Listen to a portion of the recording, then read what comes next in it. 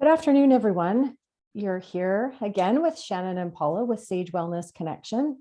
And today we're going to be talking about first responders and the dimension of wellness. So this is a very important topic, and I think the pandemic has shed light on this quite a bit. So we are very fortunate to have a special guest with us today.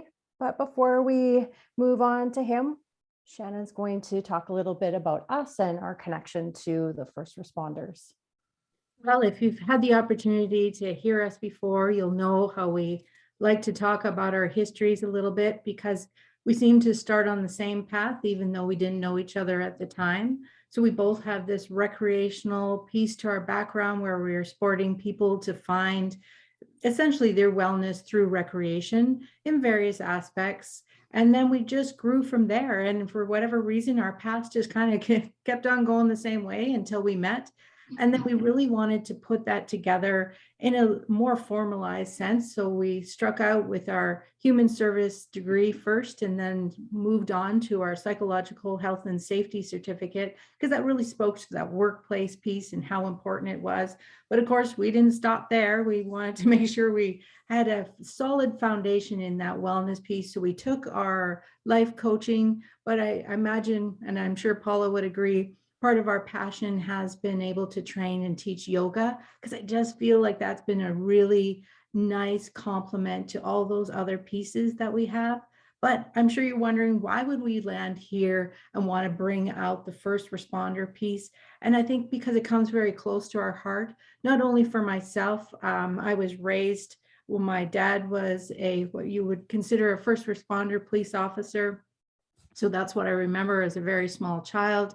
Not knowing, at times when he'd come home, he did undercover stuff, all that kind of thing. So as a child, we really experienced different things in him being gone, him coming back, him experiencing things that most people could never imagine. So, and it went from there. And then, of course, my brother, who's here with us today, had decided to go in that first responder direction as well, slightly different, of course. And he pursued being a paramedic and things like that, but I'm going to let him talk more about that. For our purposes today, it was just because this became a passion, and the pandemic, I think for everybody else, really brought out the importance and what first responders do, and then who should we define as first responders, because there's just so many people working front lines. And Paula, you and I know we've worked with families for years. They are dealing with their own traumas, so it's very hard when you are helping and managing families not to bring that home with you. And then there's people in hospitals, there's other social workers, and we can go on and we'll talk a little bit more about that list. But I think that's really became the basis of why we wanted to do this project. And with the accumulation of all those experiences and education that we kind of wrapped around all together, is why we're here today.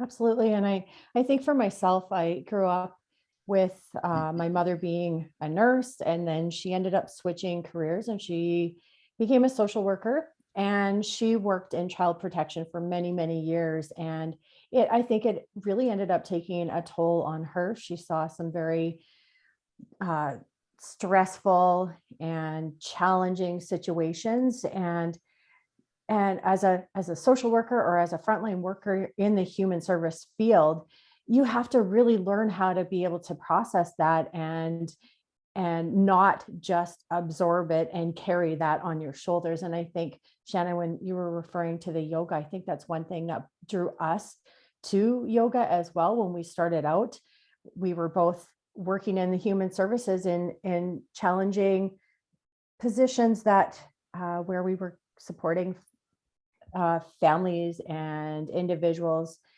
through difficult situations. And I know for myself, there were times when I had to really figure out a way to let a lot of that go, because I would have trouble sleeping. I'd wake up in the middle of the night, I'd be worrying and thinking. And so yoga for me has worked wonders in that aspect. So anyways, before we get too much into that side of things, I'd like to introduce Jordan, and he was an advanced or is an advanced care paramedic.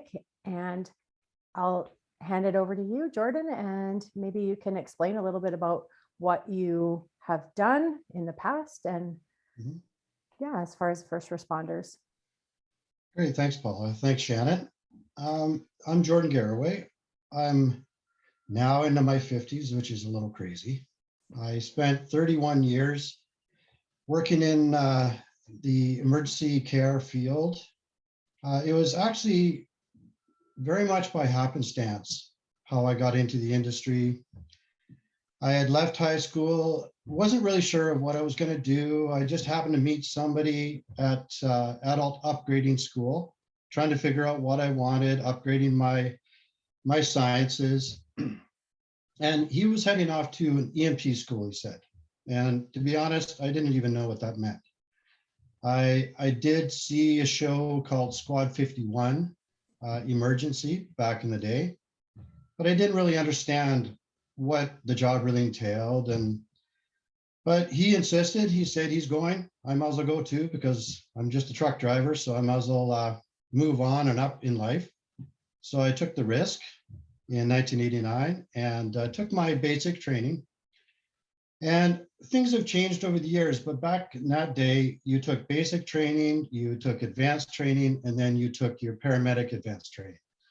I headed off to, after schooling, I headed off to Jasper, and just lucky to get a job in such a beautiful place. I spent 4 years and 4 different companies, trying to hang on to such a beautiful lifestyle, doing my job up there as I was, at that point, I was an intermediate EMT. And then an opportunity came up to go to my advanced training back in Calgary at SAIT College. And I snapped it up. I left in 94, spent 2 years in college upgrading. And after that, I headed off into the mountains again, full-time job in Kananaskis. And I worked there for a while, had an opportunity to go to Greenland. Did that for a few months. That was onshore drilling project. And it was a brand new thing in my realm. I was trained to be an ambulance paramedic, but wanted to take the advantage of every aspect of emergency medicine. So I did. I came back from that and another opportunity came up to go to the Middle East. So I jumped on it and headed over to the Middle East. I spent just over a year there working onshore and offshore drilling. And when that was all wrapped up, I came back. I've worked in the rural setting, countries. I've worked in the city setting in Calgary. I've worked in mountain towns. So I've tried to get a pretty good aspect of all medicine. I've worked in clinics with nurses and doctors, and that promoted my advanced training as well. And that's pretty much 31 years brought me till today. Well, I think well-rounded is definitely a word I would use. That's quite the history. It's very interesting.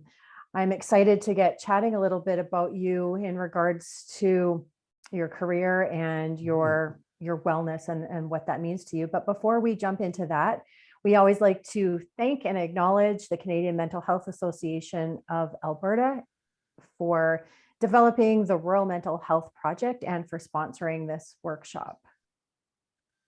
Before we go a little bit further too, we like to talk about the principles of the Rural Mental Health Project because it actually fits in well, George, with what you were saying about being in all of those different locations, from remote to rural to country to mountain town.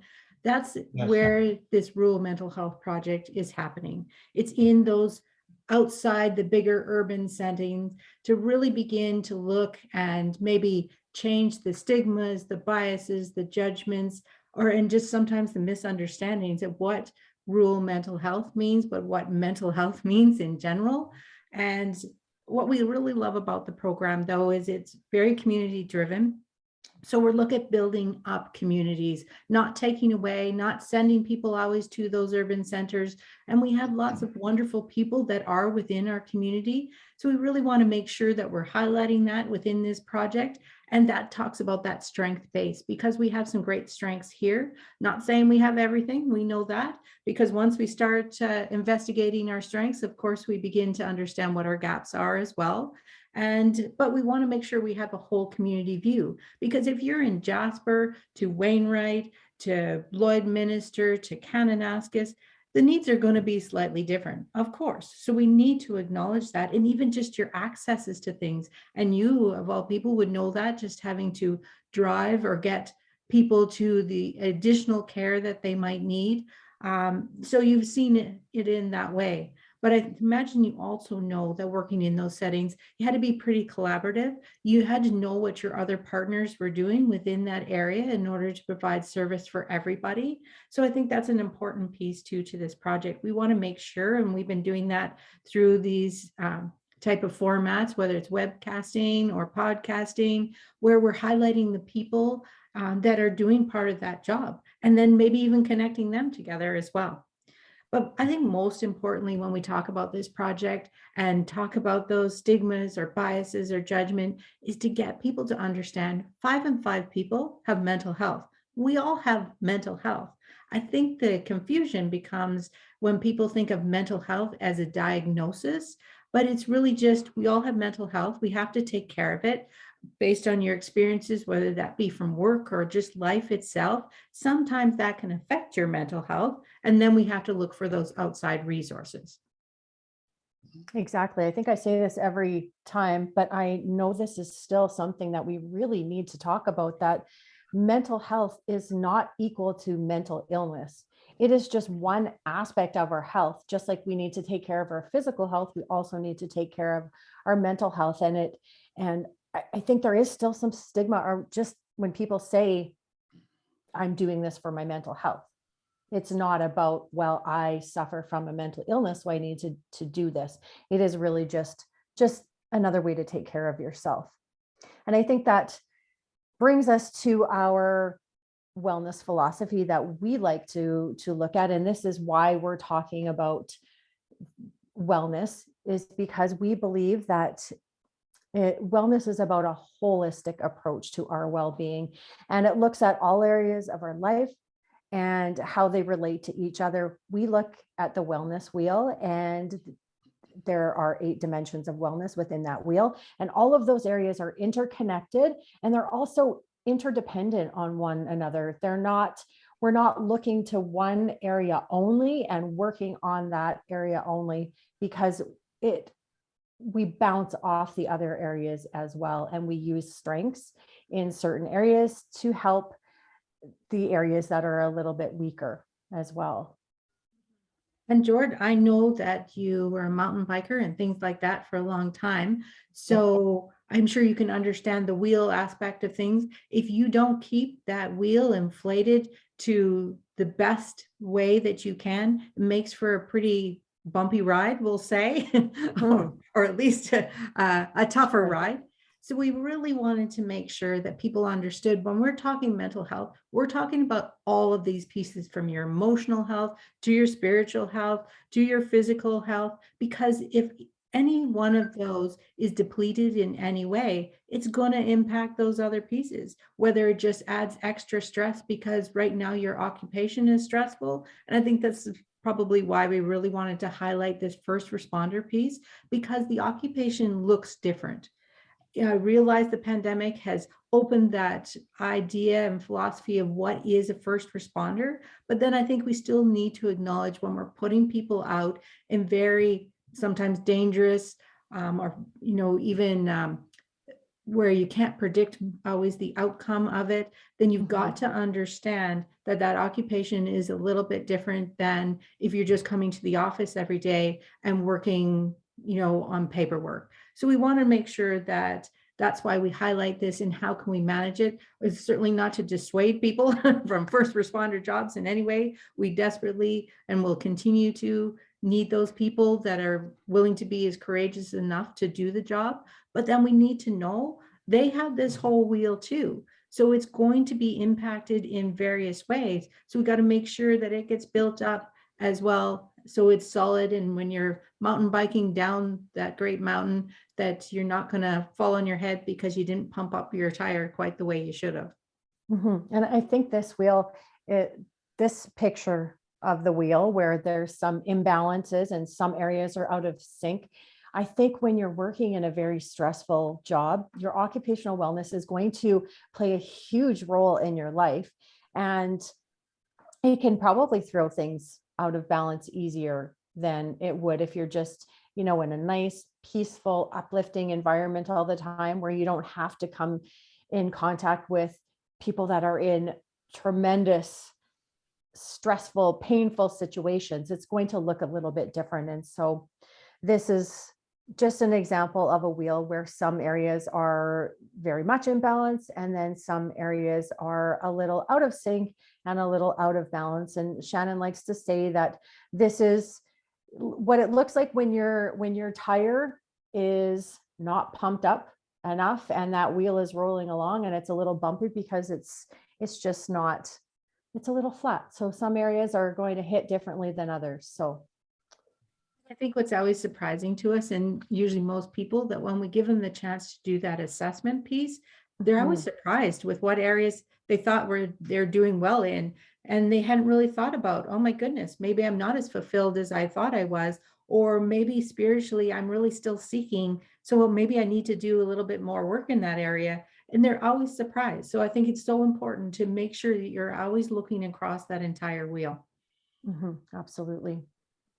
So who are first responders? So we've listed some of the occupations that we look to when we think of first responders. So of course, firefighters, paramedics, EMTs or ER personnel, police officers, military officials, 911 and emergency communicators, disaster emergency response teams, correctional workers, care workers, clergy, and of course, there's many more as well. I think it's important to also talk about, and I know some of these stats are, about that 5-year mark, but they're saying it's not like they've become better. There hasn't been enough supports in the way to make these stats look healthier. But that's why I think it's important. Let's really talk about what's going on. This isn't an era now where we just tell people, toughen up, you'll be fine, keep on going, because then what happens is quiet things happen. That's where we see a rise in addictions. We see a rise in mental health concerns, or what could become disorders. That vicarious trauma alone, even if people haven't necessarily been in the middle of the traumatic situation, is also can be just as toxic and deadly for people, and can have staggering complications for them as well. So, I hate to talk about that we lost 11 lives each day to opioid addictions and things like that, and overdoses, but it is out there. So we need to do things that we're getting ahead of that, to help people to have open and honest conversations so they don't feel like they need to go there. Especially, we can talk about injuries on the job. The likelihood is pretty high. You're putting yourself in very dangerous positions. I know, George, and we'll give you more opportunity to talk about it as well. Just that Jasper Highway, I remember across our lives talking about how dangerous that highway was, but then who was out there helping to save the people on that highway? Sometimes in very dangerous weather, sometimes just because tourists are tourists and nobody's paying attention and nobody's slowing down. So they're putting the lives of the first responders that are standing on the road trying to save people. So there's all kinds of things in this that can happen, and injuries can happen, but then we've got to just find new ways to support people. And I think what also comes to mind when I think about that, we've got to be able to have the voices of the people that were doing the work in that. So that we're not making decisions for people on the outside and telling them that what will help or make them better. Let's hear the voices of the people doing it and find ways that really resonate with them to be able to make that job where we can create a space and have good conversations and get ahead of these things, so we don't have to look at these kind of stats anymore. Absolutely. I think this is where we can turn it over to you for a little bit, Jordan. So what does the life of a first responder look like if you think back over your career? Give us a little snapshot. Yeah, that's a multi-layered question because it's different for every single responder. Mhm. You know, I guess I'll pick a few different areas that I've worked in and kind of give my impression of how it was with me. Early on in my career, as Shannon said, in Jasper, back in the early 90s, the highway between Jasper and Edmonton, which was our main thoroughfare to bring advanced patients to tertiary care. Very small hospital in Jasper, and you can only do so many things there. You couldn't do major surgeries, and you know, you couldn't really take on something very large. So you had to take all those patients after the initial emergency to Edmonton, to the big hospitals. And that back in those days, the highway wasn't twinned. And we drove that highway in every conceivable weather. Emergency workers in every situation across the world are going out when people are going in. You know, when things are getting bad and people are huddling down and hiding and protecting themselves, the emergency workers are going to work to help these people. And you know, and I think that's a lost aspect to this, that they're just humans. People in this job are just people, and we're trained to do a certain job, but that doesn't take the humanity out of it. And there's fear, there's worry, there's stress. But in training, you gather some confidence that you can go and make a difference. And that's why I think most emergency workers do the work they do, is because you feel strongly inside that I can be one person that can go out and make a difference. So, you know, there's many aspects. I've worked with tourists, and that's tough in itself because there's language barriers, there's cultural differences, there's that tourist mind when you're on vacation, and that's when mistakes are made.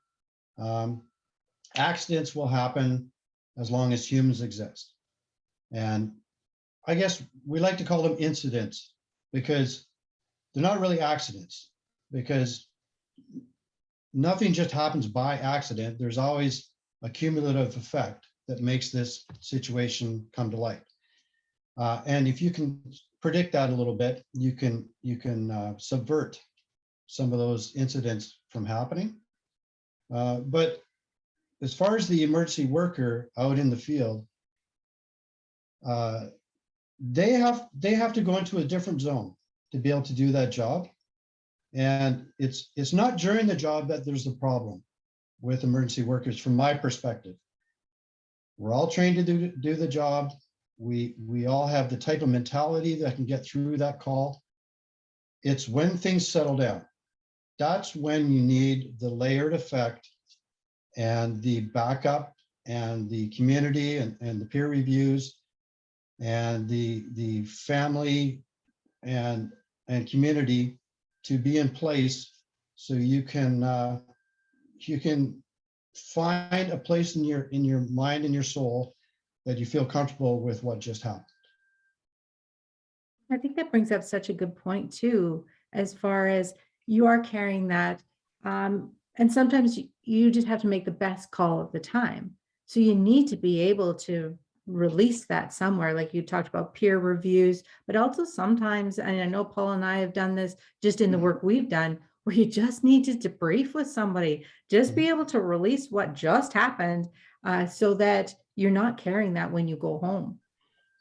Yeah, that's true. And I found in my career that this aspect of the job is basically ignored.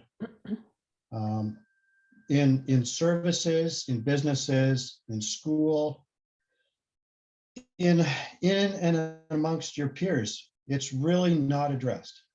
It's not something that we focus on.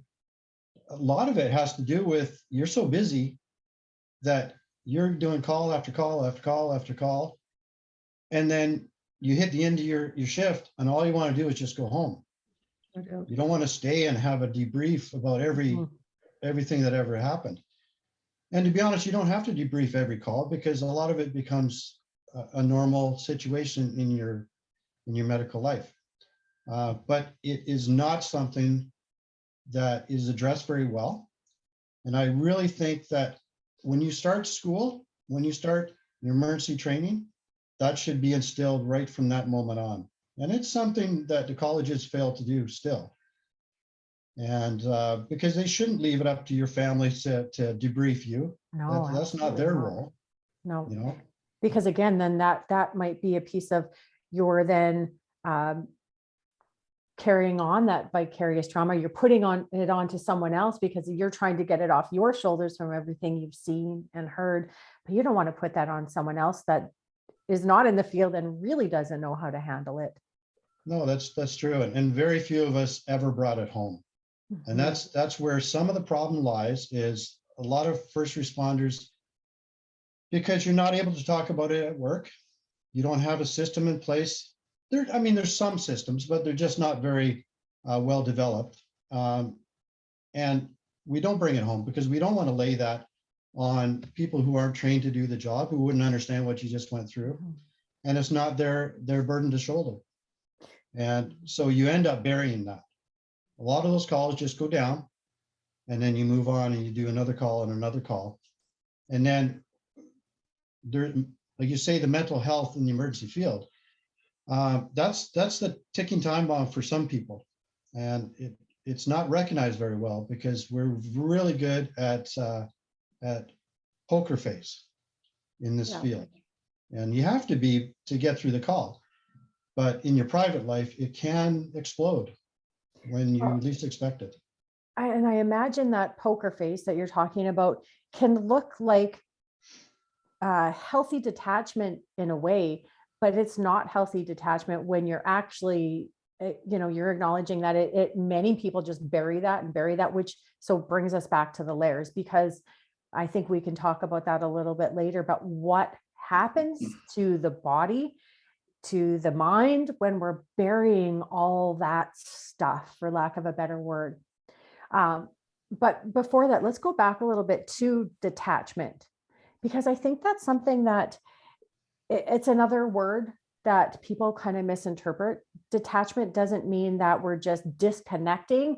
There's still the humanity piece. The detachment is when we know where we no longer have control in the situation. Like once your call is over, you need to be able to detach from that call because you have no ability to do anything else with that situation. And that's a healthy thing to be able to detach.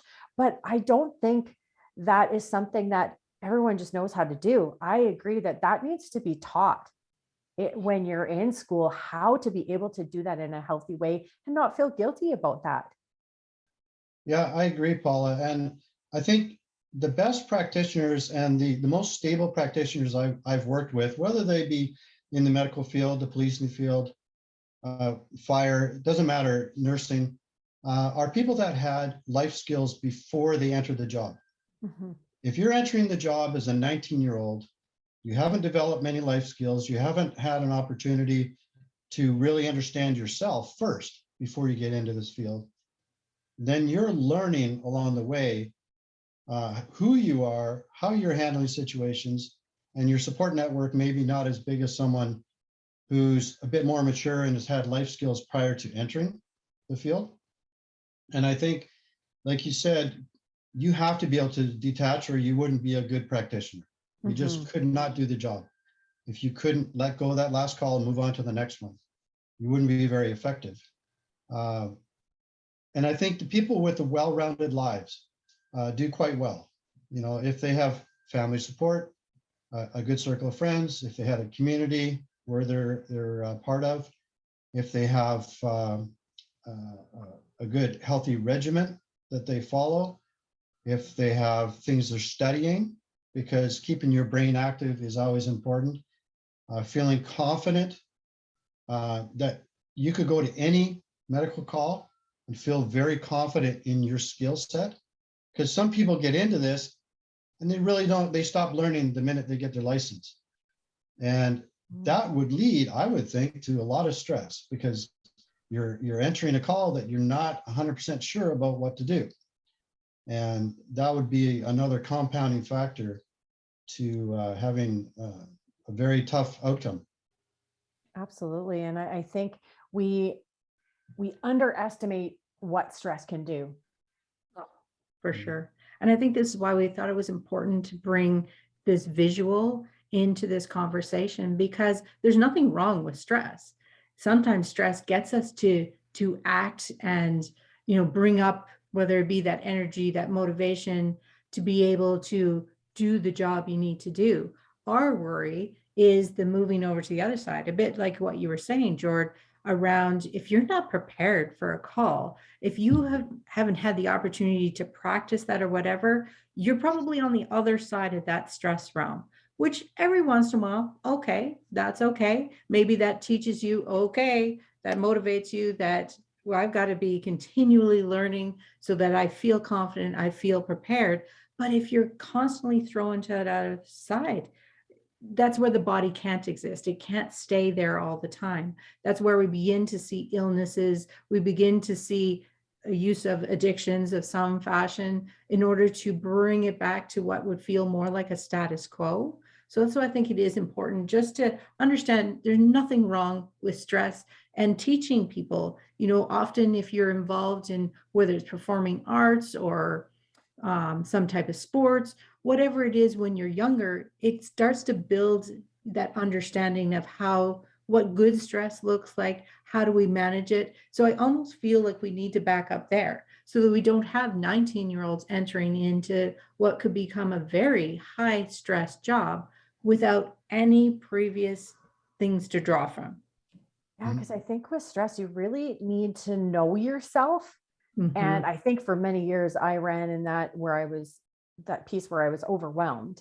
I didn't realize it. I didn't recognize the signs within myself. And now I can see where there's just things that happen to me where I know that I'm entering that bad stress zone. And I think when you're functioning at that level where there's always stress, you don't know what the other side of it looks like.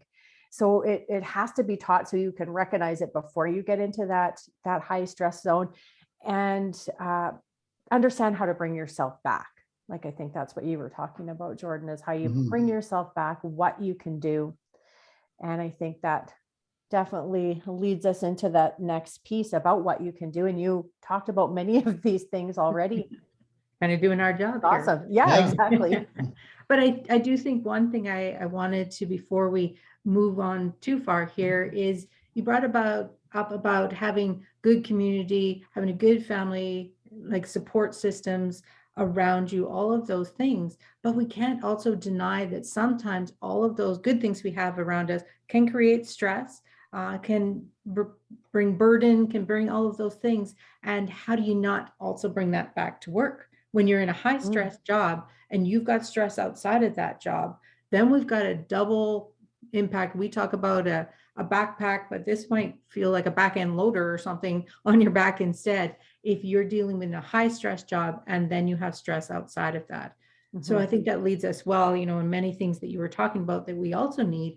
But I think it comes down to some training. Let's open up some time and space for people within their jobs to be able to get that skill set, build up that community, build up those better family relations, all of those kind of things, so that they can do this without, like you said, Paula, sitting over in that overwhelmed side and not even knowing until eventually one day you just crash. Yeah. And I think it definitely starts with the awareness. Yes. Of, what people are getting themselves into when they go into helping type first responder professions, is what are you getting yourself into, and do you have the ability to handle it, and do you have the support system behind you that can pick you up when you need it? I think, George, you've done some training, like you spent quite a bit of your career training new recruits, I guess, if you want to call them. So if you look back to that training and had your way, how would you Like, kind of, how did you manage them? And then how did you give them that kind of information to be able to manage the job itself?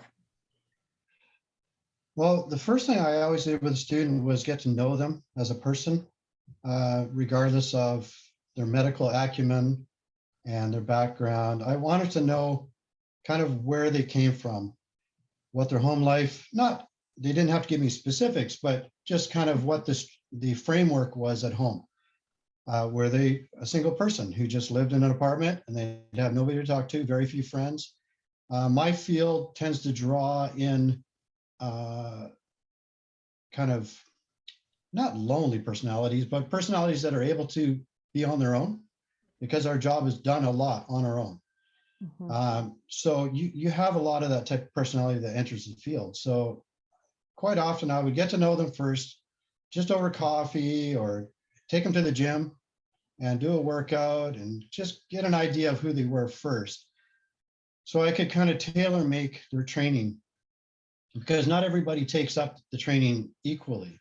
Some are gung-ho, some have strong backgrounds, some have been in different medical fields and then enter the paramedic field. So their uptake is quick. Other people, the first patient they see is the first terrible thing they've ever witnessed in their life. So you have to be very careful to not just throw them into the fire. You have to have a tether on them, and you have to be able to pull them back as needed. And quite often I would, and for me, huge communication, an open dialogue all the time. It didn't matter what elevated training I came from. I always taught the person at the level they were able to uptake, not where I felt they should be already, because that's unrealistic. You have to train them where they're at, give them the confidence, bolster them from the bottom up, and then bring them forward. And a lot of those people did quite well, in the sense that if they felt comfortable with you right away, and they knew they could make a mistake and not be chastised for that mistake. And they knew that because they were working with patients, that a mistake could be devastating for everybody, that I would never put them in a position where that mistake could hurt that patient. So they could learn in a safe environment, build their skills, and then come out the other end a practitioner with the same kind of mental mindset. This reminds me of we just did a podcast recently about physical wellness, and we were talking about coaching to the whole person. And this is actually what it sounds like you were doing, is really looking at the person as a whole and tailoring the way that you taught them and mentored them to their strengths. And because it would be, to build resiliency, you don't have to sink and then come out the other side and then all of a sudden you're resilient. Sometimes you can learn slowly and develop those skills and be empowered and then become resilient. And I think that makes a lot of sense, because these are people's lives that you're dealing with. Why would you want to set someone up to fail in those situations? No, that's right. And I think, Paula, that unfortunately, they're not, the schools are a business. And the school takes in people, and they take money from those people to give them a certain amount of information. And they don't really, at the end of the day, they don't really care where that student ends up and if they're really good at what they do and what happens. And that's why I took on the role as an educator on the ambulance, so I could be with them when they're with a patient. So I knew in my heart that when I turned them loose, that if they showed up to my house to help my family, if I wasn't there, I could trust them. That's a good. And that's how I set it up. And there's been lots of students along the way that I steered off into a new direction, because they just weren't the right personality for that job. They just mentally weren't capable of doing that job at that time. So there's been lots of students that have come along that I've dissuaded from moving forward in the field. And I think that's an important thing too. We're all not made equal. I can guarantee you, I've never once thought, oh, I really wish I could be a paramedic when I can't even barely look at blood and I might pass out. I really wouldn't want to be in that situation. And what a great thing to be able to look at the person. That doesn't mean there's no future for you in this. And I think when we talked about the coaching thing, it was almost the same thing. Let's look Mhm. at the whole person. Doesn't mean you could never be a part of hockey or dance or whatever it is your passion was, but maybe there's a better place for you to be able to serve people that, but it's in a positive way that you're not going to sink yourself as well, because you're going to be in that overwhelmed side. So, it's not going to be a healthy outcome regardless. Yeah, absolutely. So when you were teaching people and educating people, did you work with them on developing their coping strategies as well? Yeah, it was kind of holistic. I took people, and I had a lot of students that ended up coming to the hall even on their days off to hang out and to kind of realize what every aspect of the job was. And we would, like I said, I would go to the gym with them. I would go to the coffee with them. We were part of different sports together. So you got a firm idea of where that person stands holistically. And it is definitely not a job that is single faceted. There's so many aspects to it that and that's why I've steered some people towards the hospital setting, because they didn't have the wherewithal and the street sense to be in a position where it's just you and a partner, and every decision that you think of right now affects someone's life right this second. Mhm. They could be in a group setting where their education and their ideas would be well received, but they could collaborate with more minds and come up with a solution. And I think everybody has their strengths. And if there was more teaching along the way where you could find out your strengths and then somebody could steer you in the right direction, there would be less people in jobs that are stressed out to the max and not able to effectively do their job because they know that they're in the wrong place.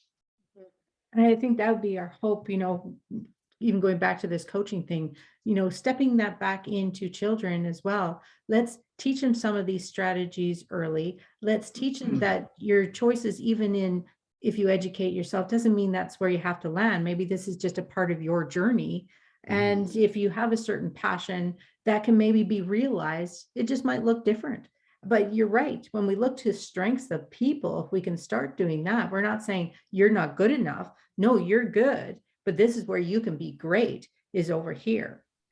But I think another aspect I heard you say, just, like it's just like for you, just kind of a part of it, is you were really building what looked like a self-care piece, which, also helps those coping strategies to say, hey, we need to work out. We gotta, not just our mind has to be worked out, but so does our body. But then you also talked about, doing some intellectual pieces to that as well, always building your brain around what you knew more, because that also is a coping strategy that when you feel confident because you've got the information, you do that job with way less stress than if you're searching for something.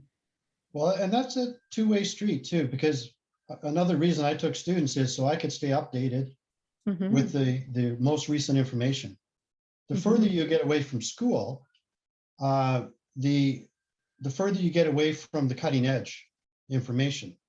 And so I really enjoyed taking advanced students, someone who just knew their stuff coming out of school. They had the most recent medications, the most recent treatments that were being used in the industry. So I could swap my street sense, my holistic care, and my knowledge base, and they could teach me all the latest and new greatest innovations. And it was definitely a collaborative scenario. It's definitely that takes it into account that peer support. Yeah, I think Shannon and I are big believers in peer support. We've run a peer support group for caregivers for years. And I think that's the essence of it is you have your piece, someone else has their piece, someone else has theirs, and then you're able to talk about those different pieces and exchange information. And then it just builds everyone up. So everyone has the information, everyone has the ideas and the skills around the work that's being done. Yep. And I like that in the way that we're really talking about that team approach, right? We're, a bit like this project itself, we talk about this strength-based approach, but we talk about doing it in a collaborative way.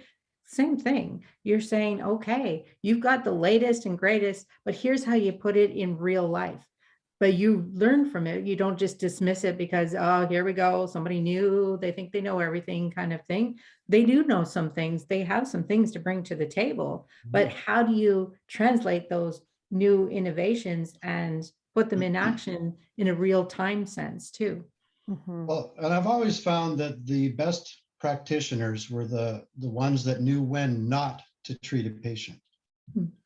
If you have a framework to follow, if you're a protocol paramedic, you can arrive to a call and you can go through your mental checklist of what protocol says for this particular thing and just follow the checklist in your mind of what you need to do.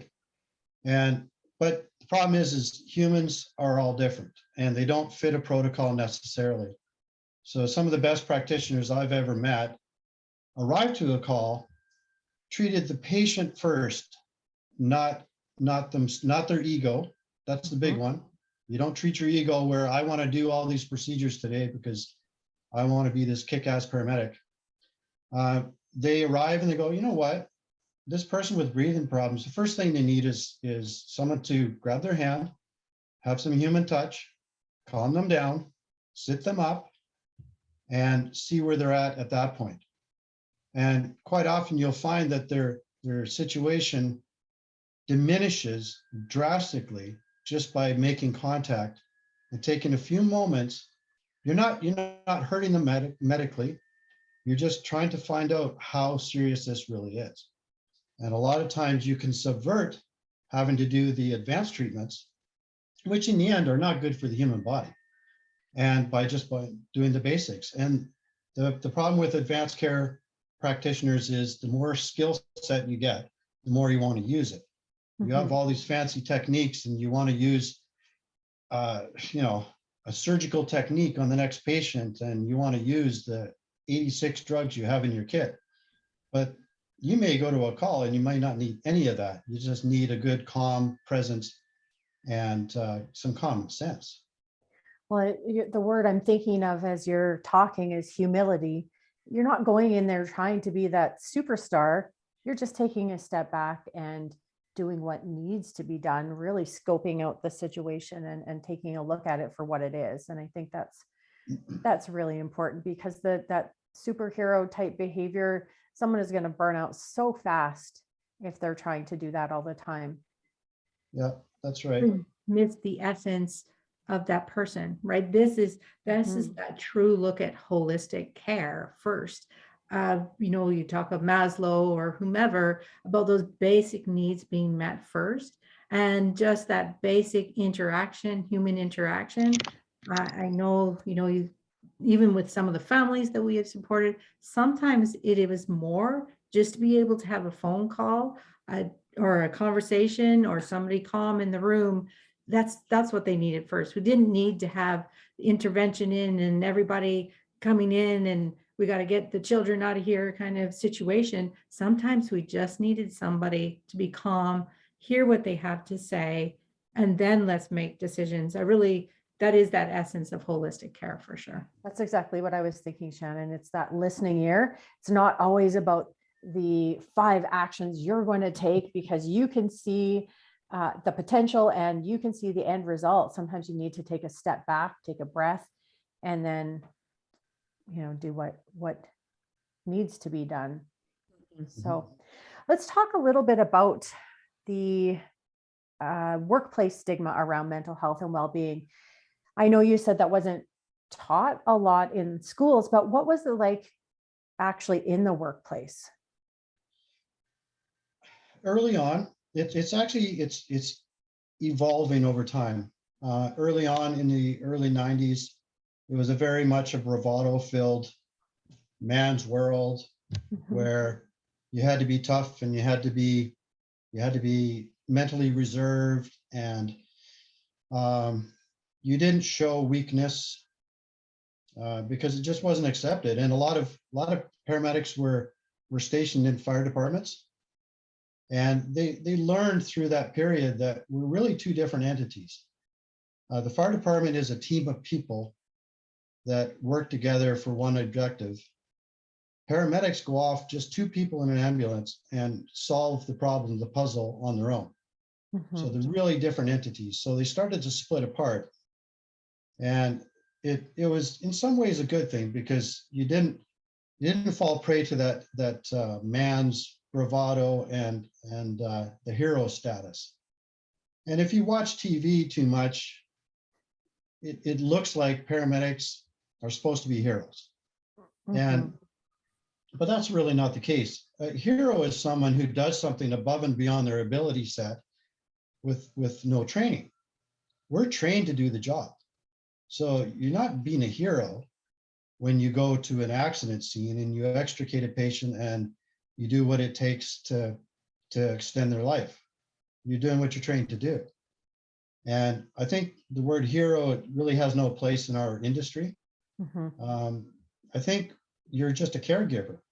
That's why you got into the industry, is so you can affect a positive change. You can give care to people that need it, and you have the ability to provide. So It's interesting. Yeah, I think that goes for our field as well. Is it's that caregiver mentality. You're not there. You don't have to solve everyone's problems. Sometimes you can just be there. And I think that's important. mm, I think that's a part of the learning too, as Mhm. if you're open to the learning, let's put it that way. You're right. We're not there to decide what's best for that family, because that's just going to be reflective of what I think is the best thing to have in my life. Let's listen to the people. What I got from what you said is that that's a very humble approach to say, no different than Paul and I. We're trained to be here. We're trained to give you certainly some information that is suitable for you and your family. That doesn't mean you need to go and act upon what we say is best. It's just, here are some options. Let's listen to you, what fits within your life. And that's changing that approach of, using that humility when we come to a call and say, I've got the training to manage this. Doesn't mean I need to use it all, but maybe I could do this and we could work collaboratively together, so that nobody needs to be, oh, you're the reason this happened. Mhm. but I think, there were times in my career where the opposite of support happened within my management and within my peers, where you've worked call after call after call, and for 22 straight hours, patient after patient, emergency after emergency. And at one point, I shut my crew down because we were not mentally capable of handling one more emergency call. So I shut my crew down for a rest so we could recuperate and actually do the right thing for the next patient. Mhm. And I was chastised by management, and I was called out as being weak. And that's something that certainly needs to change in this industry. And it can come from the government down. It can come from the schools up, where they legislate it, where everybody has to take a certain amount of sensitivity training, certain amount of psychiatric training.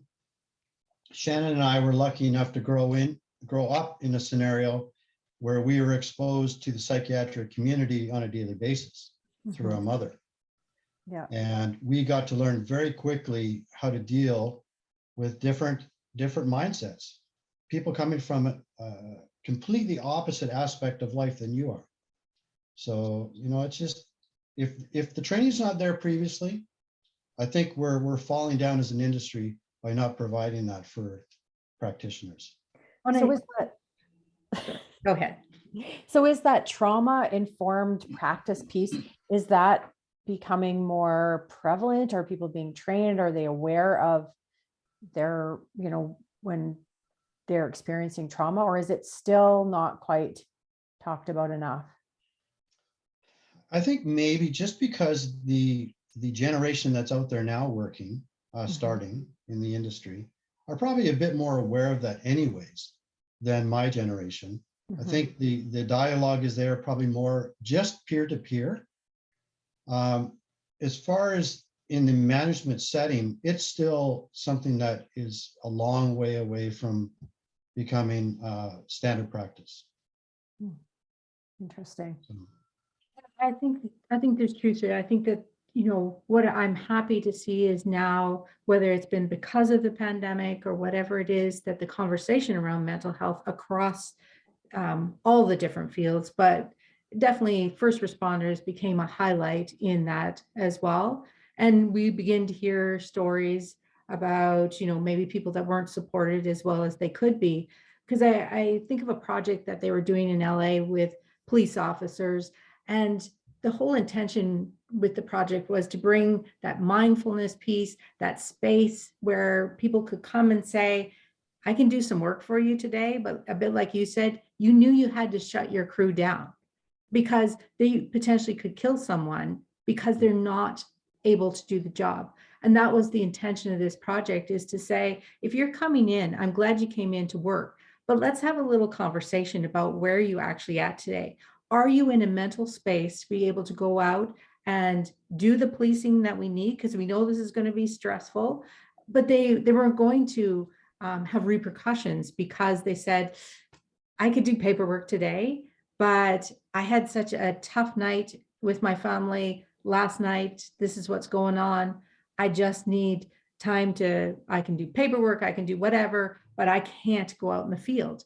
And they're seeing such a dramatic difference in lowering the incident rates of people overreacting in the position. If anything we hear in the media or see, of course, and that I realize not all situations were like that. Our dad was a police officer from that very old school policing mentality as well. So yeah, I know some of those things do occur, that there's overreaction on how we manage or take down someone because they didn't take the time to figure out or understand what it looks like when somebody is high or has mental health and is having a mental health episode or whatever the case might be. They don't have that information to be able to act properly. But if you're not coming at the job in a good way, there's no way. So I think we do really have to look at that trauma-informed piece, not just in what we see out there, but with the people doing the job too. But I think, and I fully agree, Shannon, and that's a great pilot project that LA is doing. I've heard about it. One of the issues comes when our medical system is so stressed right now because of government cutbacks. And this government cutbacks have been going on for decades. It happened long before the pandemic, where there'd be very few critical care beds, very few staff to attend to these patients. So what happens is, in any given service, whether it be city or rural, you don't have enough staff to actually deal with all the calls that are happening. So you're a practitioner, you're on a call presently, and on your pager is another call waiting, and all the other crews are on calls. So you get into a position where you're making rash decisions for that patient you're with now, because someone else is waiting in line who maybe can't wait. And that when you take that patient to the hospital, that you could wait in that hallway for hours out of service because they can't find a bed. And so it's not just the practitioner. No. Some people are trying to do the best they can with what position they're put in and what stress they've been mounted on their shoulders. Sometimes it comes down to government funding. Sometimes it comes down to how kind of important each politician who gets into power feels that the medical services are. So it's a multi-tiered problem. And I don't know if there's a fast exit to this and a quick solution. But I think at the very least, the circle that is around that one practitioner, if that's strong, then they can still make the best decision given the situation they're put in. Yeah, that makes me think of when my mom was in child protection and they were chronically understaffed. And I know that she put herself into situations that she shouldn't put herself in just because there was no alternative. Someone had to do it, or maybe she felt like someone had to do it. And that there was always kids in need, families in need. So you did what you could, but that's not a long-term solution. But like you said, if the team is strong, it's going to make a bit of a difference though. Yeah, I agree, Paul. And you can only deal with what you have at your fingertips. Mm-hmm. You know, you can always work towards something better, and you can always build a team that makes something better in the future. But it's a moving goalpost, and you have to deal with what you have right now and right in front of you. Do the best you can with it, with the thought that in the future you're going to build an even better scenario. So. And I think that's what we mean by being the change agent for your organization. It is being that champion for wellness, resiliency, the strong team, all of that is someone has to take that on, because if there's not that one person heading that up, it's not going to happen. And I think I do like what you were saying earlier, George, about the new generation that's coming in. They do have some of the language now.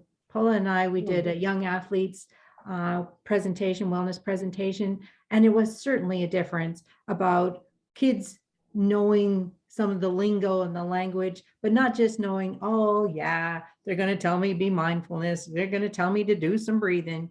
They actually had some information to put it in practice. So that was exciting to me to think that, well, it certainly wasn't happening when I went to school. That was not even a conversation. Mm-hmm. So good start. Would I like to see it? That's in my nature. I would always want it far bigger and broader, but I'm certainly more hopeful that yes, as those generations come in, they demand it then, that is a part of the industry. And that's where I'm probably more hopeful too. And like you said, Paula, because you need those change agents. And I think that just may be the new generation because they have the lingo to say, they have some of the practices there. So they're going to ask for it in their employment then. Mm-hmm. Yeah, for sure. Yeah, that's right. And we talk lots just because, our own training is creating that psychological health and safety program within your organization, regardless of what your organization is. This is for all organizations. It's just not for first responders. It's for any organization because there are always those psychosocial factors that are happening within the workplace environment. And, just to make that a little bit easier to understand, it's just basically we're taking the wellness wheel. We're saying, hey, all these things impact you when you come to work, but then we've got to make sure that work can be a supportive environment that understands, a little bit like you had said, George, about looking at the person in a holistic way. How can we look at the uniquenesses of people, knowing that each place has a job to do for sure, but there are ways that we can be creative in that environment, that if it works better where somebody has some time to work out while they're at work, that, because that brings them to be able to lower their stress levels or whatever it is, then maybe that can be creative. And that's just a very simple, obviously, analogy of that, but it's kind of the idea of what we're talking. Yeah, there's so many strategies that can be employed to be able to support employees to be emotionally well and to be able to handle what's going on in their lives, whether it's at work or outside of work, but then it helps them be able to perform better when they are on the job. And I think too, what I like, it kind of always just circles back to the same thing when we're talking about supporting people within the workplace that are experiencing something maybe more additionally than we said, maybe the person who just does administrative work, does, not saying there isn't stress involved, because there always is. No matter what workplace, we can find stress and expectation that is sometimes beyond what is humanly possible to achieve. But it just circles back to, how do we support people within their workplace to be able to have maybe that good, strong peer support group, that somebody that understands what the situation is like can have a good conversation about, or we give those breaks when you need a break. And I'm not just talking about coffee breaks. Sometimes there's social connection breaks. Yeah, and then you're not chastised for it. Yes, Mhm. you're not, oh, really? Are they out again for a quick walk? No, we want people to say, yes, get out there, have that walk, because I know you're going to come back in a better way to be able to complete the job in a way more efficiently. So please do what you need to do. Mhm. I Yeah. think I'm always saying that to my current employees as well. I don't care what time of day. I don't think it makes a difference if you start at 8 o'clock. I know some jobs, absolutely. Obviously, if they are expecting their paramedics to be at work by 8 o'clock in the morning, they can't say, hey, show up when you get there. That'll be great. No, I get that. But there's certain flexibilities that you can certainly look towards when you look at the type and style of work that can be negotiated to work and suit people better. Mhm. And then I think we always look to that workplace wellness champion, and that's so important. We need someone to take that on. I just think about an experience I had at Walmart, of all places, but all the tills went down, all the self checkouts went down, everything went down, and customers became very frustrated, and some people were rude to the employees. And I imagine that happens more times than not, that people are rude or disrespectful or grumpy because it's taking too long. But it would take someone in that workplace to champion, okay, we need a place to debrief. We need something in place so we can talk about this and overcome this. So they're not taking that home, because I imagine that it becomes a little bit soul crushing if you have every shift, you have 5 people coming through that are disrespectful or grumpy, or, bringing their stuff through your till. So it's every workplace that needs a champion to make changes happen. I think if you had, say, this utopian world for the job that you were doing, what would you think would be helpful? If you were that workplace champion and they just said, okay, George, tell us, what do we need? What would you say? More money. Absolutely. We'd You all said say that. utopian, Shannon. You said Yeah, that's utopian. I right. did. Sorry. Utopian, kind of. I don't know. That's a tough question, because That is. ultimately you need the right people as leaders, Mhm. because it comes down to whoever's leading the company sets into motion what parameters the employees will follow. And if it's strong community, if it's holistic, if it's supportive, then every employee on the way down is going to support that next person along with them as well. So I think what it is building strong leadership. And the problem is, it's not always the right people getting into leadership role. So in the absence of that, the employees have to develop within themselves a connectivity that will bond them and keep them together regardless of leadership, so they can have the best community, the best work environment, and the best outlet that they can when they're with each other. So for me, the utopian would be you would have a strong leader. They would be certainly well-driven, and the work would always get done, but it would be done in a humane way. And it would respect the fact that we're not using robots to do our work. We're using humans, and those humans have changes, and life gets in the way, and we need to adapt and overcome. So it would be someone in that role that would take that on. I think it would be interesting to see as well, if, like you talk about a strong team, if a strong team can influence that leadership to become more educated and become more focused on the wellness of their employees as well. Since we're talking in utopian terms, it would be interesting to see if that would work. So it because I think it is almost that twofold. You need the employees that are wanting that connection and wanting that team environment as well. Well, I think, Paula, that's why unions originally got formed, is for that protection of the employees, where if no matter what leadership said, the employees all worked together, bonded together to make a uniform decision that was good for the group, not just one person.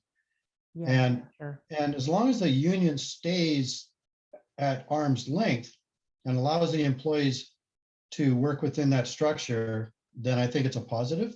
And the problem comes when unions become political, and it becomes a political jostling between them and management.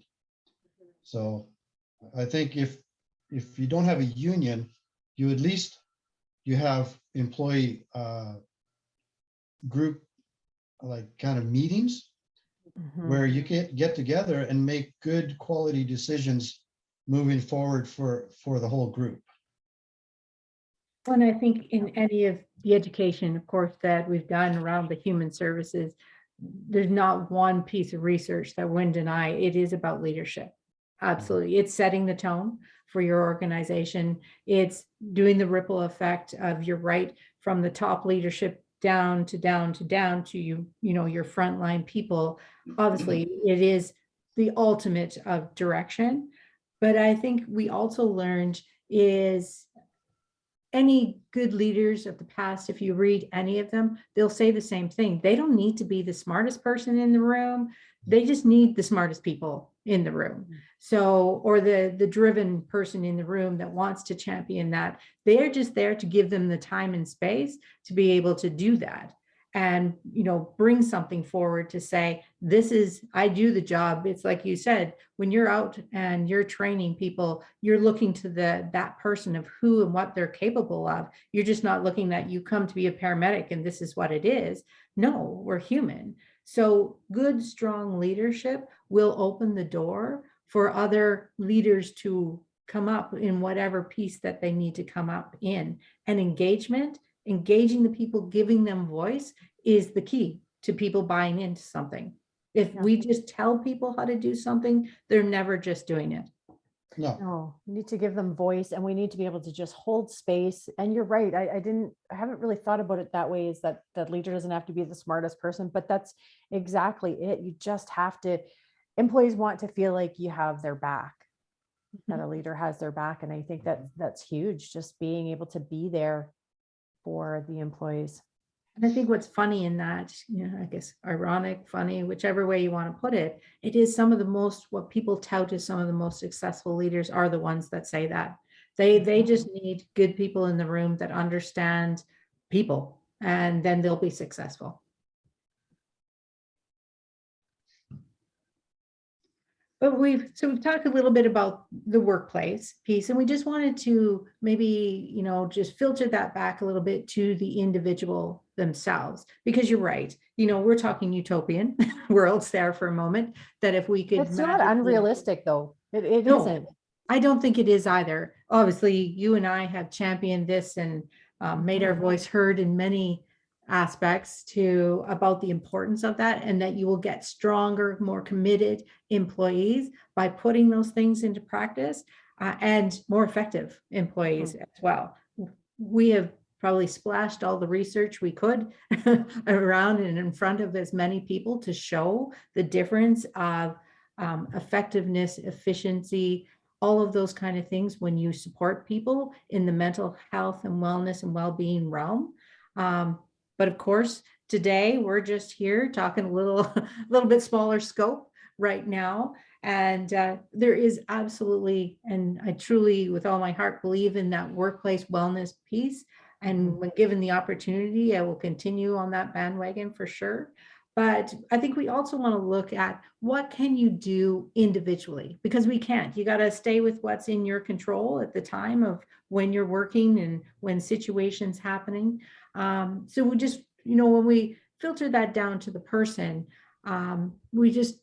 what can we do individually to support people that are first responders or support their families, just them?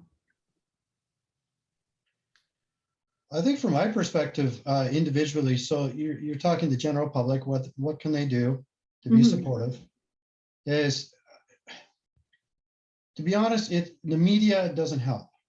The media paints that world again as being heroic, and they kind of alienate that segment of the population from the general population. Like they don't belong in the general population. They're doing something so different, and we don't really want to know about them until we dial 911. And I think the smaller communities I've worked in, like Jasper being an example, it was great because we were part of local parades. We were part of local fairs. We went down to the old age homes and just talked with the people. We were part of the community, so people knew us. We played sports. We were just community members. We played, on baseball teams and mountain biking, and so when they saw us on a day-to-day basis, we were just, hey, that's George. He lives here. He's, this person. They didn't think there's that paramedic. They only come when something bad happens, or there's that police officer. They only come when they want to write me a ticket. And I found the RCMP in those small towns were the same way. They're very community oriented. So, but they had to push that narrative because the general public doesn't quite know how to handle it. They don't know if they can cross that line to just being friends with someone who's also a police officer, or friends with someone who knows their most intimate medical history. Right. Can they trust that person? So can they trust them? And then they're also, like, I'm thinking, they're also, or the general public puts the first responders up on a pedestal, which is really risky, because when someone's up on a pedestal, you're not expecting them to have stress and feelings and trauma and all of that, right? So then you're not able to get the support maybe when people are putting those first responders, at such a high level, almost the kind of untouchable place. That actually is creating some risk. Yeah, I agree. And the police service and the ambulance service are very different entities. You see police out and about all around.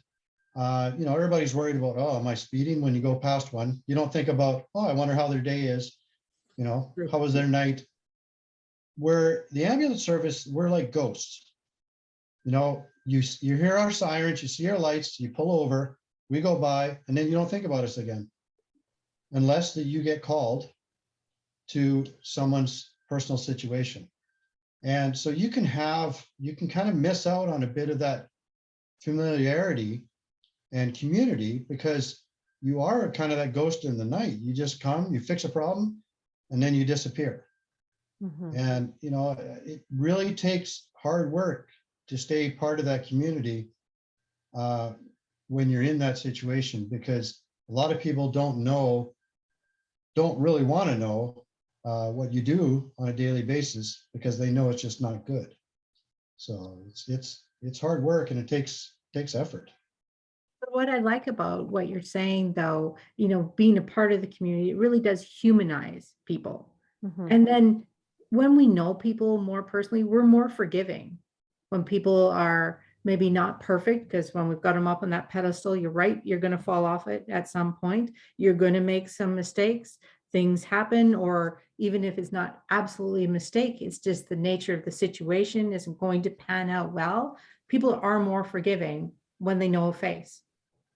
And I think that leads us into like building that personal resiliency toolkit, the things that you could do personally or your family can do so that you can adapt and have this human life, but have a bit of a toolkit that you can draw from when you're coming out of stressful situations or traumatic situations, or just a place where people are being judgmental and creating the stigma around you.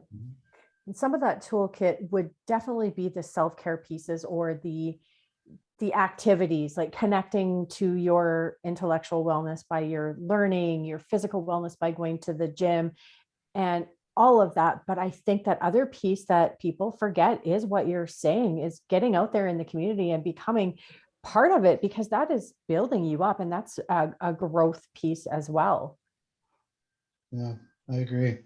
It's, the perfect toolkit would have life experience, maturity, strong family, good community, good peer network.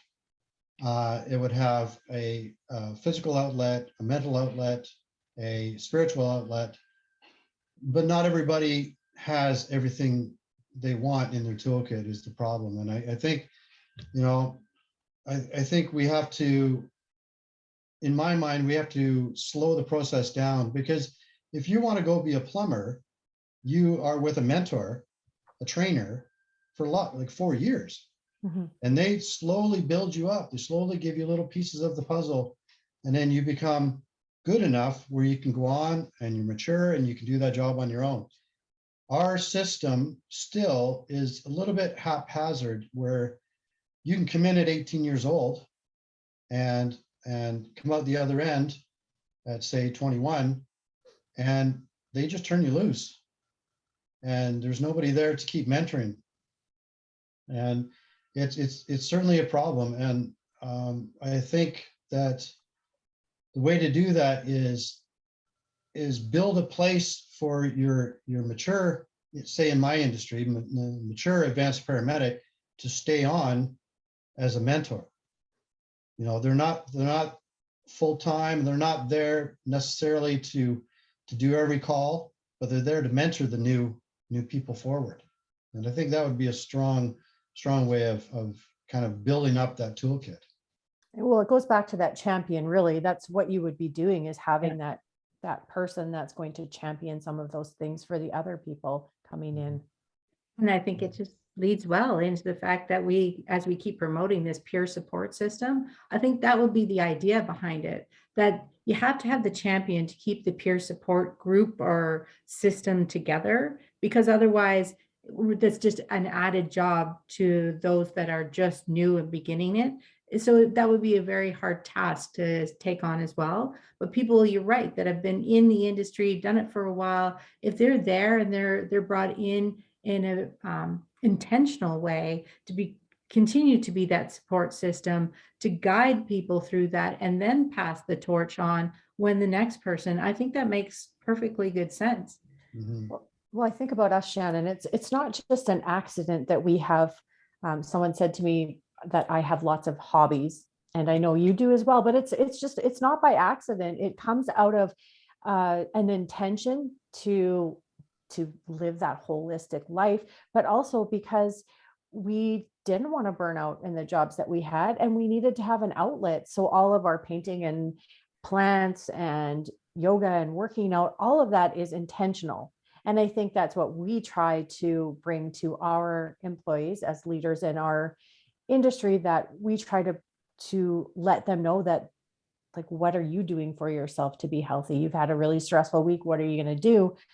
And so I think that's very important, because it really does bring in that inclusive part and teaches that the healthy boundaries that you have with yourself, and then promotes that healthy workplace as well. Well, it's reducing once again, those judgment, stigma, right? If somebody's saying, hey, my goodness, how many more hobbies can you possibly have? That's a misunderstanding. I'm not trying to be a professional painter, or even if I was, that would be my own deal. If that's something that provided another piece to my toolkit to allow me to feel more balanced, whatever it is. But I think it's just a little bit of that lack of knowledge and ignorance, I guess, of the importance of building up all of those other aspects. And those are the things that get put into your toolkit. But you're right, I didn't do that at 19. that didn't occur to me that, dealing with high-risk kids coming out of school was going to have impact on my life. Why would it? It was just over there, but it really, truly was. Mhm. Oh yeah, because I think for myself, if at 19, 20, into my early 20s, I felt like I was failing if I was asking for help. If I couldn't do something on my Absolutely. own, then that was saying something about me. And I think that's totally wrong. We need to shift that thinking. Mhm. Yeah. And I think what's kind of, I'll just say funny again, George, you had already mentioned some of these things, how important it was about always questioning and thinking and researching and finding, what is the latest of how to do things. And I think that's in both realms, not only your work, so you can feel that you're confident and competent to do the job, but also as much time should be spent on all of those other aspects to build up all those other pieces of the wheel of, it is important. You've got to have some type of, when we talk about physical wellness, it's not just about exercise itself, but it is a big point for sure. But it's also about nutrition. It's about sleep.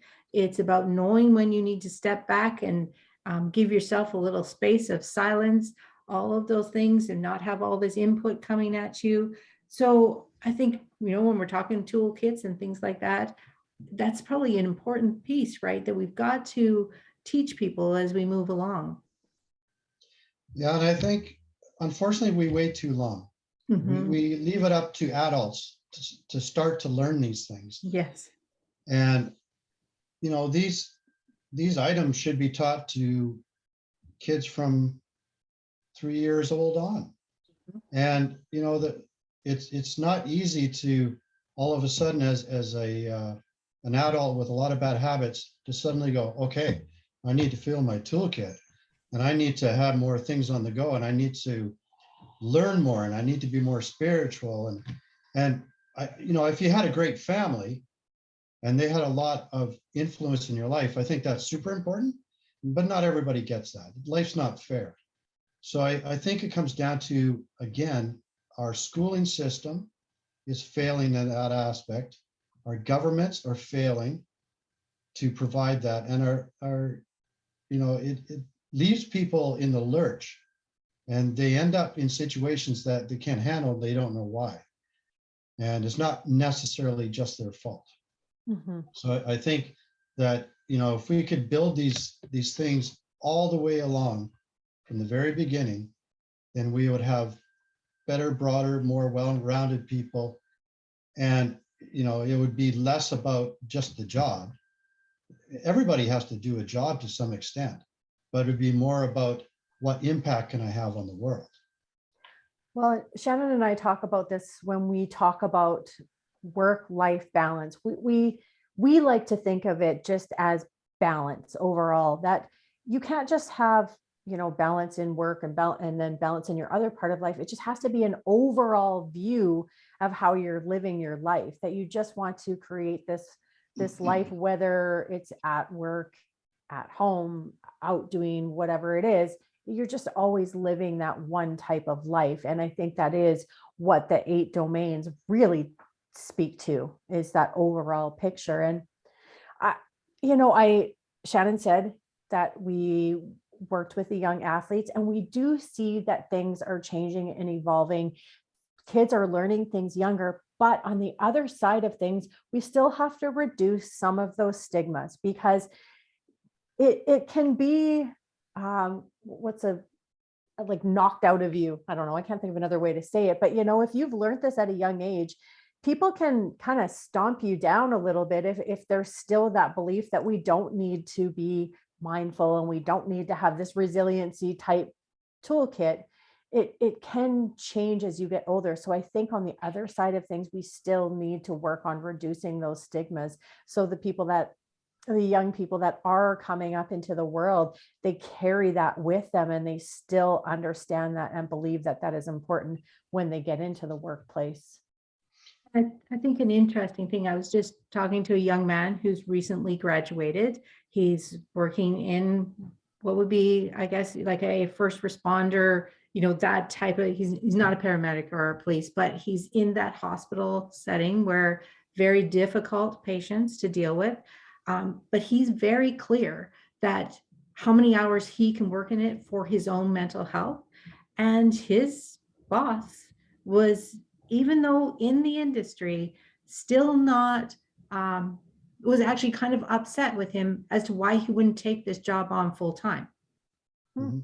Even though he went and said, I really do like the job. It's not that I don't like the job, and it's not that I don't want to work here for you, but this is what I can do to keep my own mental health intact. This is the amount of hours I can work for you in this scenario.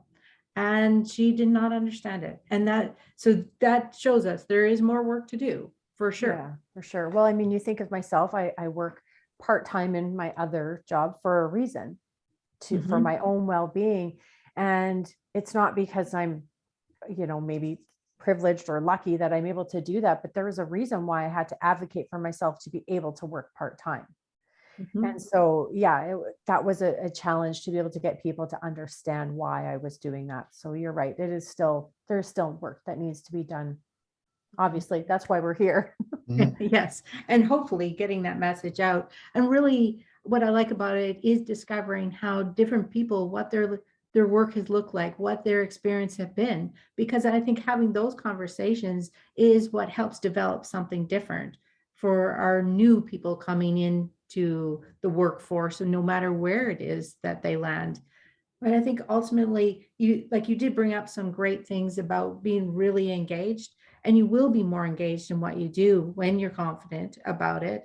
Having that curiosity or using your creativity, because I know we haven't had much chance today to talk about all of those other things. Of course, you've mentioned you go to the gym. Of course, you mentioned you always take people out for coffee. I know that's a love of yours as well. But you've always done things and taken things with you that if you've landed in those remote places, you do writing, you write music, you play music, you write books, so you have this whole creative side to you that you use when you do go to those locations.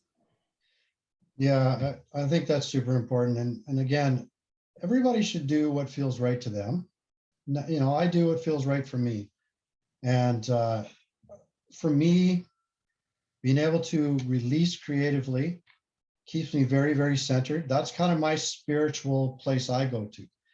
Because to me, creating fictional characters just from my own mind, it really releases a lot of that stress and that pent up frustration that can sit there and mount. And it's a great avenue for expression. And I've also lived a life where there's a lot of stories to tell. And it would be a shame to not have some of those characters come to life and some of those stories be told. And that's why I do so much writing. So you're right. Physicality is super important for your mind and your body. But I think also just allowing that inner child to come out as well is very important too. Because we forget as adults that life is not supposed to just be doom and gloom. You're not supposed to just get up and go to work and I got to pay bills and come home and the kids are all screaming and then you go to bed, and do it again. You can still be that vital person through your whole life. You don't have to stop living that life just because you took on a full-time job or you took on a family. And I think you're going back to your point of young people, the people entering the workforce right now, they have a firmer grasp of balance than we ever did. They truly understand that life is short. Let's work hard and let's contribute, but let's also do something that feeds my soul. Mhm. And I think that's why a lot of them are working part-time, working from home. And I think their balance is better. And I think I watch that and I try to use those tools to improve my life, because I kind of come from the old mindset where you just get a career and off you go. But that's why I jumped around within that career though, Mhm. doing many different things, working overseas and up north, and because I just knew that I had to keep fresh and I wanted to stay interested. And the biggest word that kind of would encapsulate my whole career is the word why. I wanted to know the why in everything. And I think that's that childlike idea of why. How The come? curiosity. Why? You know? Mm. And if you use that, that'll always lead you into something new and different and entertaining. Yeah, I think so. I love the word curiosity. I just really speaks to me in like just even in so many things I do that really feed my soul, whether it is the curiosity on we've been talking a lot about food security lately, whether it's just like, how am I going to plant a better garden this year and, bigger, better, more efficient garden, like things like that. And I think that's important because yes, it has nothing to do with my job, but it's another important aspect to who I am. And I think it just makes me more well-rounded in general. Mhm. And I think, when we're just kind of bringing it all together, it is that connection point of, staying open-minded. You've said it before, exposing yourself to many different things and find that peace. But that doesn't mean you use the word why to motivate yourself to look beyond what is just in front of you. What you loved, whether it be last week, 10 years ago, doesn't mean that has to be what you love to do today. It's just the leading point of your journey. So just exposing yourself to other things and being open to what might come to you as well. It's not like you started, when I think back to our school years, I think you were asked many a time to write some poetry and write some stories, and you would never have done it. Where now it's just like a total part of your being. You've already written a book, all of those kind of things. I'm sure the teachers that were exposed to you at the time would not have said, he's going to be a writer for sure. No, he's going to be in jail. For sure. Did some of that come out of being intentional with trying to stay grounded and reduce stress? Did it start that way? No, I think with me, it started by just self-expression. I was a quiet person, very, very much a loner, and I needed to express myself some way. And I found that I could do it through words. And I think maybe it morphed into that later on, that ability. But for me, it was just, I have written probably 200 songs, 4 books, 7 scripts, and it just goes on and on and on. And because I just had this insatiable need to put my ideas down on paper. And along the way, it became this therapist in my hand, that in my mind, that I could use. And all the words didn't have to make sense all at the same time. Sometimes just free flow writing.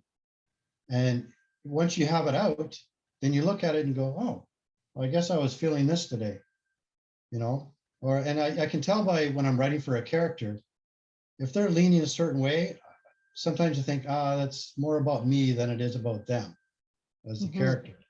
So I think it's almost like a souped up version of journaling. Yeah. Right? It's an expression of journaling, really. Yeah. And I think because we've talked so much about journaling, but journaling doesn't mean you have to get this book open in front of you and talk about your feelings exactly. Oh, I was really sad today. Like I look back at some of my old stuff. I was really unhappy today. That's it. Because I know I was told I had to write something about my feelings. So, okay, what was it today? I don't know. Where we've really tried to say, express yourself however you want. If you want to put a picture down, you want to paint it, you want to just free flow and talk about what you needed to do was put it out through a character. And maybe you felt you're over here and this character was here, but yet maybe they were kind of the same anyways. It was just an expression of how you're feeling, and what a great way to release it, but not put parameters around that. And I think I say all this is so when we engage other people in the idea of journaling, we don't put parameters around what it has to be. A bit like what went wrong with you at school. there was too many parameters of, oh, you have to write this kind of poetry or this, all those songs, would they not be kind of poetry when you think about it? Yeah. And Absolutely. had they just quit calling it poetry or just write what's in your mind, we don't care, and not judge people on it, then you build up people to find a new way. Mhm.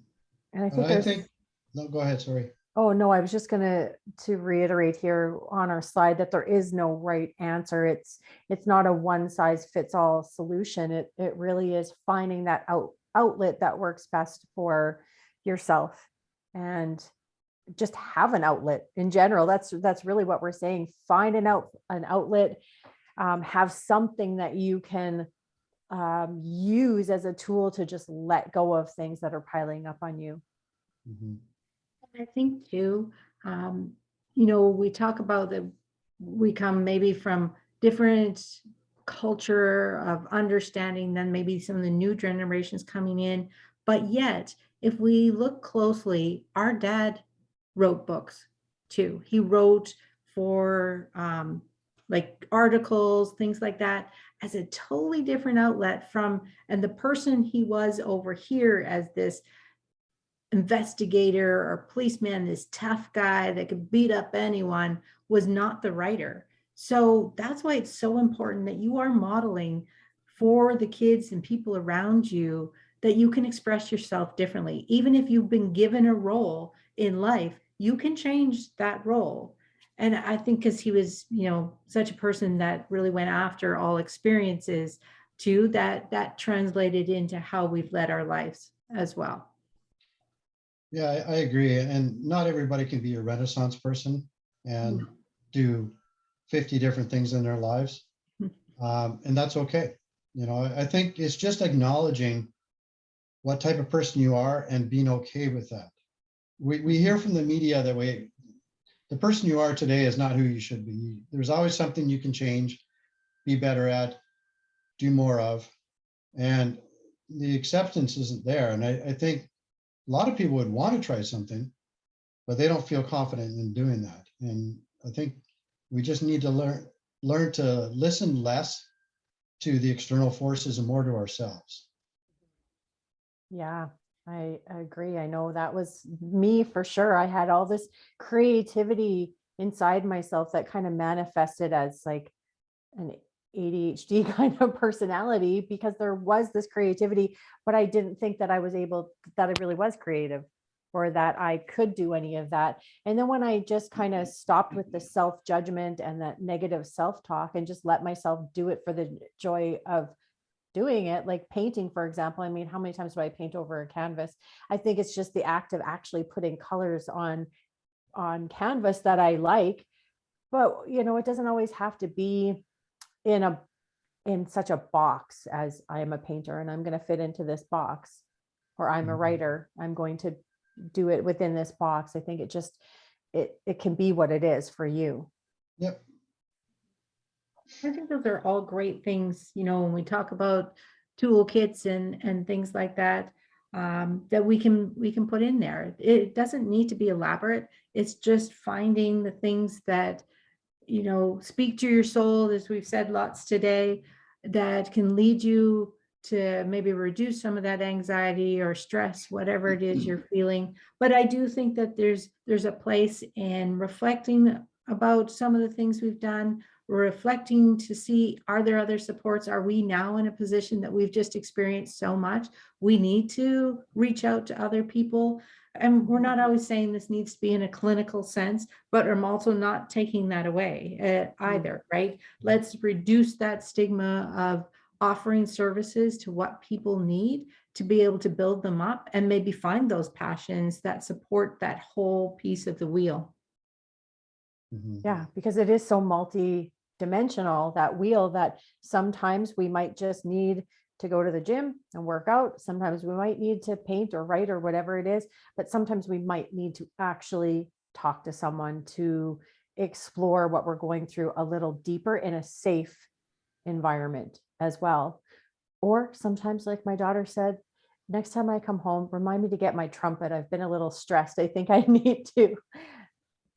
use my trumpet, maybe it's a trumpet sometimes. There's Yeah. all different ways that we Yeah. can manage our stress and deal with it. And I think it goes back to what we said earlier. There's no right way to do that. Just take care of yourself, find a way.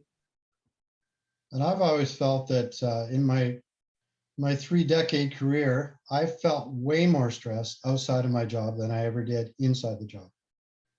And because life is hard to live, Yeah. and life puts pressure on you, and you have to make correct decisions, and there's so many emotions that run throughout your personal life that maybe aren't there during your professional life. And I've always felt that emotions are harder to nail down than something like I have stress at work, and I know why it is, and now I need to resolve it. Life is hard work, and we need people in your corner, and I think that finding those outlets, not just within the confines of your peer network and your leadership at work, but certainly outside of work, because yeah. Well, it's interesting because you talked about how much training and learning, and you were always seeking that in your work.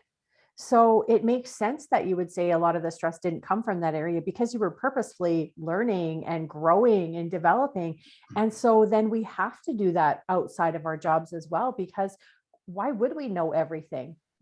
Who gets Life is always training? changing. Yeah, who gets training to be a husband, a wife, a partner, a parent? Mhm. You just learn it as you go. And there's a lot of trials and tribulations that we go through to understand that. And it's just knowing that, when you fall down, you'll get back up and you can keep moving on. And sometimes people who don't have people in their corner, they don't know that. All they know is they feel failure at the moment, and they're not sure what the resolution is. And I think that's us noticing we've lost some connections as humans. And I think the pandemic hurt a lot. And it Mhm. wasn't because of the virus. It was the disconnection of mankind from each other, hiding behind a mask and plexiglass. And now we're not really sure how to reconnect. And I think it's moving forward for the next quite a long time. We're going to have people like you guys that'll be crucial in reconnecting all the dots for people and trying to find that safe place again. I think that's such a valid point. One of the biggest pieces, I think, on our wheel, not only that emotional sense, but that social sense about connection, because one feeds the other just as much as it feeds all of those things. Sometimes we get connection through our work. Sometimes we get it in other places. Regardless, we've got to teach people the importance of that connection. I don't know how many times, if I probably ticked how many times you said how crucial it is to have those support people, those connections around you. That was probably one of the main themes that I drew from today. Mhm. Is if you're to make it through a stressful career, or just a career, or just a life, if you want to put it that way, you need connection.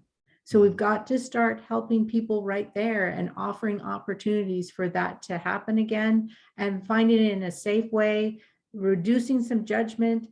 I keep talking about the same theme of how do you teach people to accept people who have different values than themselves? How can we stand side by side? And I think that's what's going to become important, because once you can do that, stand side by side with somebody who maybe has slightly different values than you, but still appreciate company with that person and social connection, I think that's where we need to learn to be again. Yeah, because Mhm. that builds growth. It fosters, tolerance and curiosity as well. So yeah, super important. So looking to our community as well to find those resources to be able to connect back to others, connect back to ourselves, all of it. There's so much out there in our communities that we need to be able to explore. And Shannon's been working very hard on our mental health and wellbeing resource hub on our website, sagewellnessconnection.com. And maybe you want to explain a little more about that, Shannon? Sure. I think the initial point of our mental health and wellbeing resource hub was to find a place where people could find local supports. But I wanted to really make sure people saw faces, because like that connection point, people are more likely to make that connection if they've at least seen the face before. They may not know you, but when they can say, oh yeah, I think that's the person they were talking about, you're more likely to connect with them. So on all the resources, I make sure that I have an actual picture of the people that are involved or the person that is involved, and then a direct link to their website or a way to contact them. And also we're not taking information when people connect through the mental health resource hub. We don't collect your information. It's available to you 24/7. You can just go to our Sage Wellness Connection website and you'll see the mental health resource hub. And well, I will say it is a work in progress. We just started it. So there isn't like a pile of resources, but they're starting to. And if you knew of more that are available to people, please let us know. Send us a message either through the website or email us directly through info@sagewellness.com. We'd be happy to always add more people. But I think the idea is we're looking for sometimes those unusual suspects, as we like to say, that are helping people to make that connection. Because we have always believed, Paul and I have just done within our own career, we don't care who somebody connects with. If that's the person, whether that's their actual position, that shouldn't matter. If that's the person that they're going to connect with and can pull them along their journey in a more positive way and open doors to other people, then let it be that person. If it's the financial person, we've talked some great financial people that are really talking about mental health now, and talking about understanding the person first before they make and give you any direction on your finances. And that just makes so much more sense to me. It's that holistic view again. Yes. And so if you're starting off with your financial advisor and they're the ones that give you other supports in other avenues, perfect. That's what we're looking at. Yeah, absolutely. And thank you, Jordan, for joining us today. This was a really important conversation and just very interesting as well to hear about your history. Oh, you're very welcome. Thanks for inviting me. And thanks for being with us today. And I think what's important, we want to say as well, that we are not done having this conversation about first responders. That's another direction that we're about to head off into, bringing up and supporting some of those pieces that you've talked about, George, about peer support, training, and giving people the information. So please connect back in with sagewellness.com as we'll be moving forward with more conversations. And we really hope that we can have you back, maybe even for a podcast, to talk even more and definitely of how families, you have a family, they've had to live your experiences as well. So I think that would be a great conversation to have too. Yeah, for sure. Stay tuned on our Instagram or Facebook pages under Sage Wellness Connection, and we will have details of upcoming events as well. So thanks everyone for being here with us today. Yes, thank you. Okay. Take care.